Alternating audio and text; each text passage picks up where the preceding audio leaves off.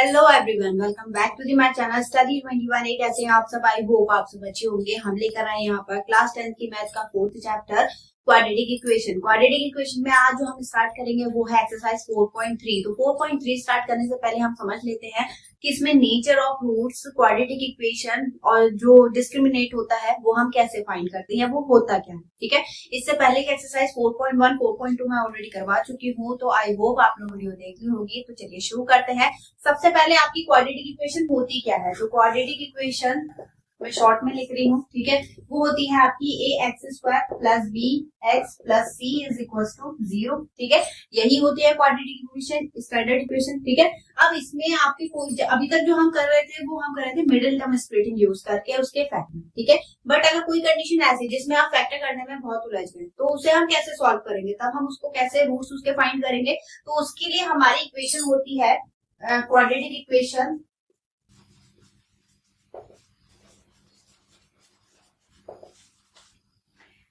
ये x की value यानी रूट्स फाइंड करने की वैल्यू होती है -b प्लस रूट में b² - 4ac अपॉन 2a। ठीक है, ये तो हो गई। अब आप हर एक वैल्यू की यानी जो भी इक्वेशन दी है सबके रूट्स तो फाइंड नहीं कर सकते। ठीक है, तो इस पे आप जब वैल्यू पुट करेंगे तो आपको रूट्स मिल जाएंगे, बट वो भी कंडीशन है कि आप कैसे पता करेंगे कि किसके हमें रूट्स फाइंड करने हैं, किसके रूट्स हमें फाइंड नहीं करने हैं, किसके रियल रूट्स मिलेंगे, किसके डिस्टिंक्ट रूट्स मिलेंगे या किसके फैक्टर होंगे ही नहीं, तो हमें उसे सॉल्व भी नहीं करना। तो कैसे फाइंड करेंगे? वो होता है आपका नेचर ऑफ रूट्स या फिर डिस्क्रिमिनेंट। ठीक है, अब इसी ये क्या होता है? ये होता है आपका जब आपकी जो इसके कोफिशिएंट है, ठीक है, इनसे पता करते हैं कि इसके रूट्स एक्चुअल में है कैसे। रियल है तो हम इसे सॉल्व करेंगे, रियल नहीं आ रहे हैं तो हम इसे सॉल्व नहीं करेंगे। तो इसका एक वैल्यू होती है d = b² - 4ac। ठीक है, इसमें वैल्यू पुट करनी है b की जगह। b की जो वैल्यू दी होगी 4ac, मतलब abc आपको इस क्वाड्रेटिक इक्वेशन से वैल्यू मिल जाएगी। ठीक है, मिल गई। अब आपने इसमें पुट कर, अब मान लिया कि इसकी वैल्यू जो है वो ग्रेटर देन 0 आ गई। ग्रेटर देन 0 मतलब हो गया कि 4 आ गई, 5 आ गई, 6/2 आ गई, कुछ भी मान लीजिए। ठीक है, ये आ गई, सारी पॉजिटिव वैल्यूज है। अगर पॉजिटिव वैल्यू है यानी 0 से बड़ी वैल्यूज आ रही है तो आपके रूट्स यानी रूट्स कैसे होंगे? दो रूट्स मिलेंगे आपको, डिस्टिंक्ट एंड रियल। ठीक है, डिस्टिंक्ट एंड रियल रूट्स मिल गए अब आपको।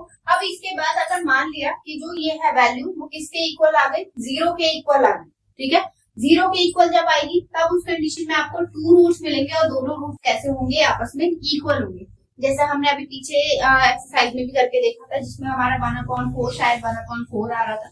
ठीक है, या 3/2 3/2, तो दोनों इक्वल रूट्स मिलेंगे, बट मिलेंगे कैसे? पॉजिटिव मिलेंगे और रियल मिलेंगे।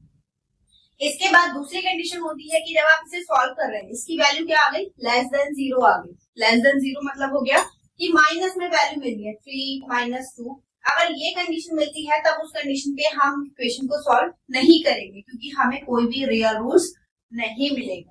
जब रियल रूट्स ही नहीं मिलेगा तो हम उसे सॉल्व नहीं करेंगे। ठीक है, अब यहाँ पर जैसे रूट के अंदर -3 है तो ये इमेजिनरी नंबर है, ये कैलकुलेट नहीं होता है, इसकी कंडीशन अलग होती है। फिलहाल आपके 10th क्लास में नहीं है, इसलिए उस कंडीशन में हम इसके क्या मानेंगे? रियल रूट्स नहीं होंगे, मतलब इसे सॉल्व नहीं करना। ठीक है, तो आई होप आपको समझ में आया होगा कि हम डिस्क्रिमिनेंट का यूज कहाँ करेंगे, क्वाड्रेटिक इक्वेशन का यूज कहाँ करेंगे। ठीक है, तो चलिए बढ़ते हैं इसकी एक्सरसाइज 4.3 पर। चलिए देखिएगा इसका एक्सरसाइज 4.3 का first question, find the nature of the roots of the following quadratic equation, if the real root exist find them. अगर रियल रूट्स आपको मिल रहे हैं तो आपको उसको क्या करना है? कैलकुलेट करना है, फाइंड करना है। कैसे फाइंड करेंगे? सबसे पहले तो हम इसको कंपेयर करेंगे, कंपेयर विद जो इसकी स्टैंडर्ड इक्वेशन है ax² + bx + c = 0। ठीक है, जब कंपेयर करेंगे तो a की वैल्यू कितनी आ गई? 2, b की वैल्यू कितनी आ गई? 3, क्योंकि 3 के साथ माइनस का साइन भी है तो ये हो जाएगा -3, और c की वैल्यू क्या हो गई? 5। ठीक है, अब इसकी हमें नेचर फाइंड करना है, तो नेचर ऑफ रूट्स, तो ये होगा d = b² - 4ac। डिस्क्रिमिनेट करके फाइंड करेंगे हम इसे। ठीक है, तो ये हो जाएगा d = जब हम इसे कैलकुलेट करेंगे तो b की वैल्यू -3² - 4 × 2 × 5। ठीक है, ये हो गया 9 - 2 5 2 10 और ये 40 यहाँ पर आएगा माइनस के 31, क्योंकि ये कैसा साइन आ गया, माइनस का आ गया, मतलब b जो है हमारा लेस देन क्या आ गया, 0 आ गया। इस कंडीशन पे नो रियल रूट्स, तो हम इसे आगे कैलकुलेट नहीं करेंगे, ठीक है। इसके बाद फिर से इसे यहाँ पर कंपेयर करेंगे, तो a की वैल्यू कितनी आ गई 3, b की वैल्यू आ गई -4√3 और c की वैल्यू आ गई 4, ठीक। अब वैल्यू फाइंड करेंगे, d is equal to B square minus 4ac, value put कर दीजिए, तो -4√3 का स्क्वायर -4 इंटू 4 इंटू 3। अब यहाँ पर देखिए इसका स्क्वायर कैसे करेंगे, माइनस माइनस तो हो जाएगा प्लस, ठीक है। 4 4 16 इंटू √3 का स्क्वायर करेंगे तो 3 आएगा, माइनस 4 4 16 मल्टीप्लाई 3, ये कितना आ गया 48 माइनस 48, और ये वैल्यू किसके इक्वल आ गई, डी की 0 के इक्वल।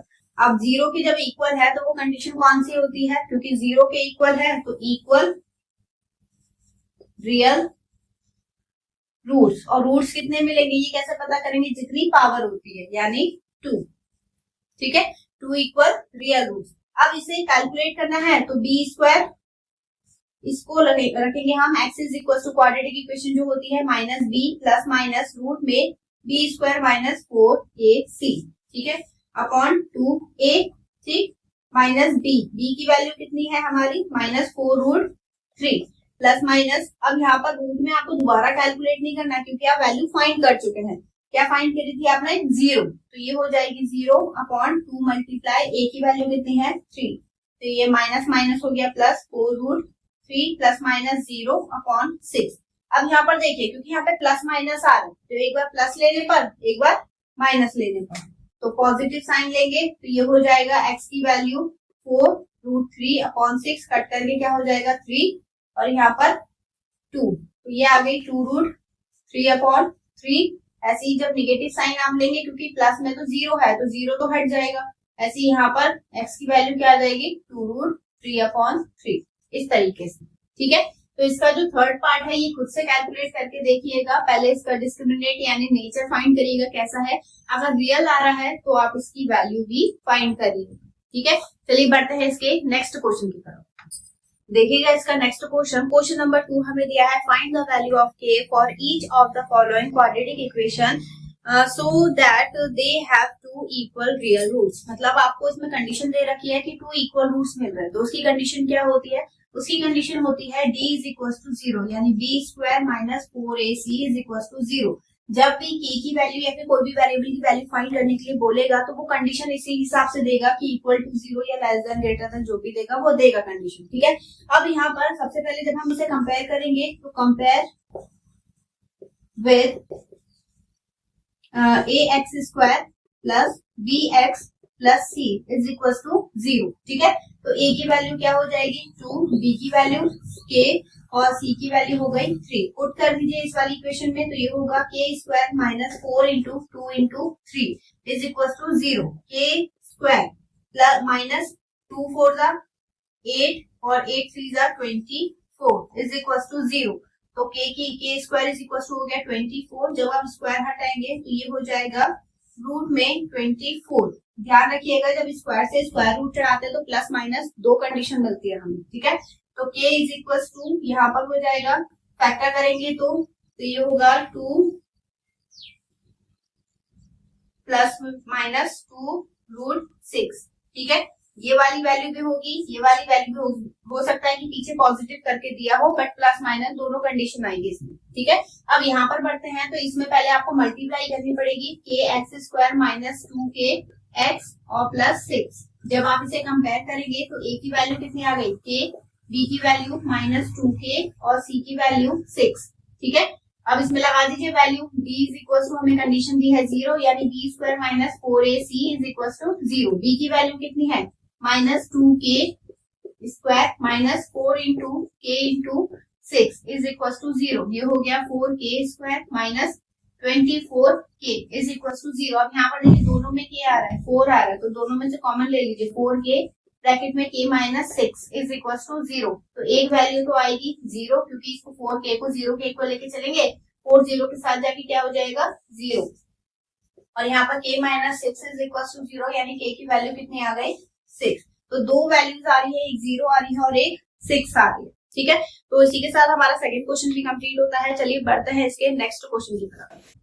चलिए देखिएगा इसका नेक्स्ट क्वेश्चन। क्वेश्चन नंबर 3 हमें दिया है, is it possible to design a rectangular mango grove whose length is twice its breadth. मतलब एक ऐसा रेक्टेंगुलर मैंगो ग्रोव बनाना पॉसिबल है कि जिसकी लेंथ जो है वो ब्रेथ की ट्वाइस है। तो यहाँ पर देखिए, ये हमने मान लिया रेक्टेंगल की बात करी है, रेक्टेंगुलर की, तो रेक्टेंगल हमने मान लिया, तो इसकी लेंथ जो है वो इसकी ब्रेथ की ट्वाइस है। ठीक है, तो ये हो जाएगा लेट थर्ड में breadth is equal to X और लेंथ क्या मान ली हमने 2x। अब कंडीशन क्या दी है, कंडीशन दी है and the area of 400 metre square, 800 metre square इसका एरिया दे रखा है।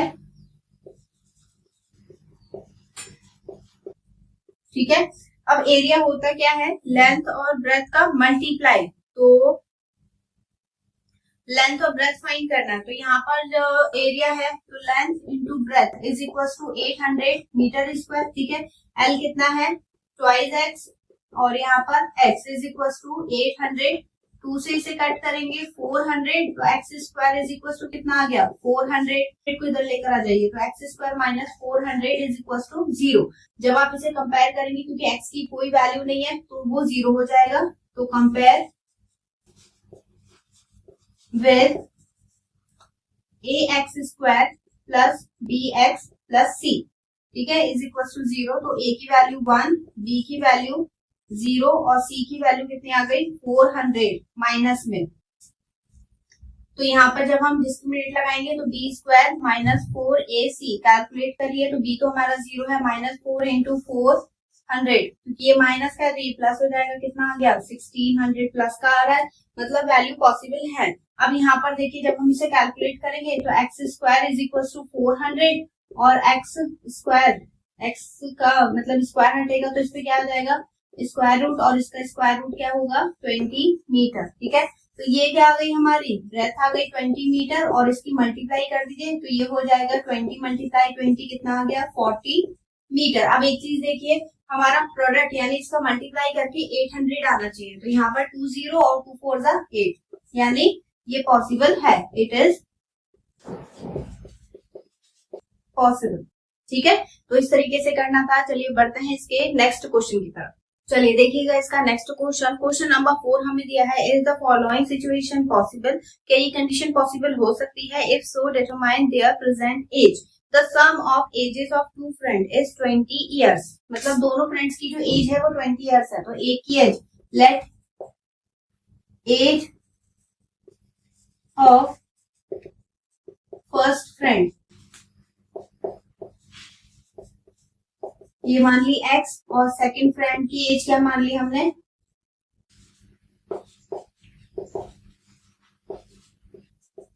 ये हो गया दोनों का सम 20 ईयर्स दे रखा है, तो ये होगा 20 minus x years.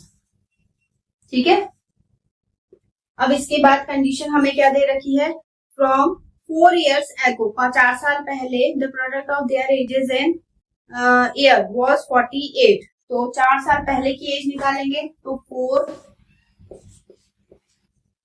Years ago, तो फर्स्ट फ्रेंड की एज क्या होगी, एज ऑफ फर्स्ट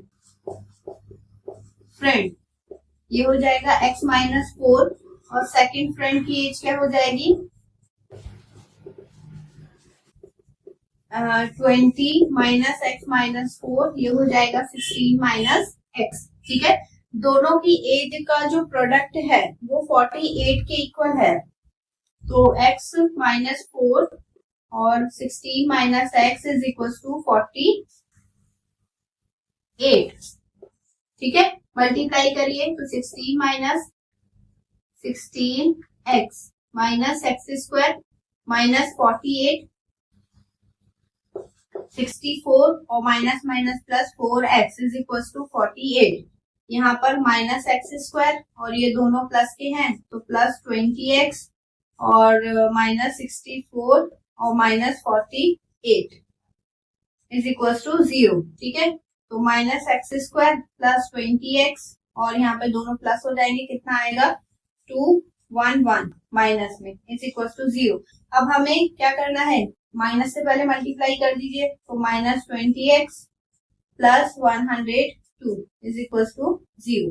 ठीक है, अब क्या करना है, हमें चेक करना है कि क्या ये कंडीशन पॉसिबल है नहीं है, तो डिस्क्रिमिनेट चेक करेंगे। तो यहाँ पर 0 b² माइनस 4ac, यहाँ पर a कितना गिवन है हमें 1, b इज इक्वल टू -20 और c is equal to 112। Put कर दीजिए इसमें, तो -20² minus 4 into 1 into 112 is equal to 0। ये हो गया 400 माइनस मल्टीप्लाई करेंगे 448 इज इक्वल टू 0, माइनस करके क्या आ रहा है 48, क्योंकि हमारी वैल्यू क्या आ रही है, लेस देन 0 आ रही है, तो इट इज नॉट पॉसिबल, मतलब ये वाली कंडीशन जो है वो पॉसिबल नहीं है। ठीक है, तो इस तरीके से इसे करना था। आई होप आपको समझ में आया होगा। इस एक्सरसाइज का लास्ट क्वेश्चन और बचा है, जल्दी से चलिए देखिएगा। इस एक्सरसाइज का लास्ट क्वेश्चन दिया है, it is possible to design a rectangular park of perimeter 80 metre and area 400 metre square, if so find its length और ब्रेथ। अगर पॉसिबल है तो हमें इसकी लेंथ और ब्रेथ फाइंड करनी है। सबसे पहले तो इसका पेरीमीटर हमें दे रखा है, तो लेंथ और ब्रेथ को हमें अलग अलग एज्यूम करना पड़ेगा। तो रेक्टेंगल एज्यूम कर लेते हैं पहले। ठीक है, इसको मान लेते हैं x और ये हो गया y। तो let length y and breadth क्या मान ली हमने, x मान ली। ठीक है, दोनों का पेरीमीटर हमें दे रखा है, पेरीमीटर दिया है 80, तो ये होगा पेरीमीटर क्या होता है, टू ब्रैकेट में l plus b is equal to 80 metre. ठीक है, टू से इसे कट कर दीजिए, कितना हो गया 40, और ये हो जाएगा x plus Y is equal to 40। ठीक, अब यहाँ पर एक चीज देखिए, हमें एक ही टर्म में फाइंड करनी है। क्वाड्रेटिक इक्वेशन में दूसरा वेरिएबल हम यूज नहीं कर रहे थे, तो y की वैल्यू हम फाइंड करेंगे x के टर्म में, तो ये हो जाएगा 40 माइनस x। ठीक, ये आ गई क्या, ये आ गई लेंथ 40 माइनस x। अब इन दोनों का एरिया हमें कितना दे रखा है, एरिया दिया है 400 मीटर स्क्वायर। ठीक है, L into B is equal to 400 metre square. L कितना है 40 माइनस x और ब्रेथ x, ये हो गया 400 मीटर स्क्वायर। मल्टीप्लाई कर दीजिए, तो ये होगा 40x minus x square is equal to 400 metre square. ठीक है, दोनों को उठा के इधर साइड ले जाइए, ये हो जाएगा x स्क्वायर माइनस 40x और प्लस 400। ठीक, अब यहाँ पर अगर आप देखेंगे तो ये एक आइडेंटिटी भी बन रही है, x square minus 2 into 20x और प्लस 20 का स्क्वायर। ठीक है, ये कौन सी आइडेंटिटी होती है, x minus 20 square is equal to 0 और x की वैल्यू कितनी आ जाएगी 20 मीटर। ठीक है, तो ब्रेथ तो हमारी 20 मीटर आ गई और 20 में से इसको माइनस कर दीजिए, तो ये होगा 40 माइनस 20, ये आ गया 20। मतलब हमारी दोनों वैल्यूज आ गई और दोनों की मल्टीप्लाई करके हमें 400 मिल रहा है। तो इस कंडीशन पे इट इज पॉसिबल। ठीक है, तो इसी क्वेश्चन के साथ हमारी एक्सरसाइज और चैप्टर दोनों फिनिश होते हैं। चैप्टर 4 हमारा कंप्लीट हो गया है। अब हम स्टार्ट करेंगे चैप्टर 5। तो हमारे साथ जुड़े रहने के लिए वीडियो को लाइक, चैनल को सब्सक्राइब जरूर करें, इसे अपने दोस्तों के साथ जरूर शेयर करें। ठीक है, और अगर कोई भी कंफ्यूजन है आपको क्वेश्चन को लेके, तो आप मुझे कमेंट सेक्शन में बता सकते हैं। चलिए मिलेंगे नेक्स्ट वीडियो में नए क्वेश्चन के साथ, तब तक के लिए धन्यवाद।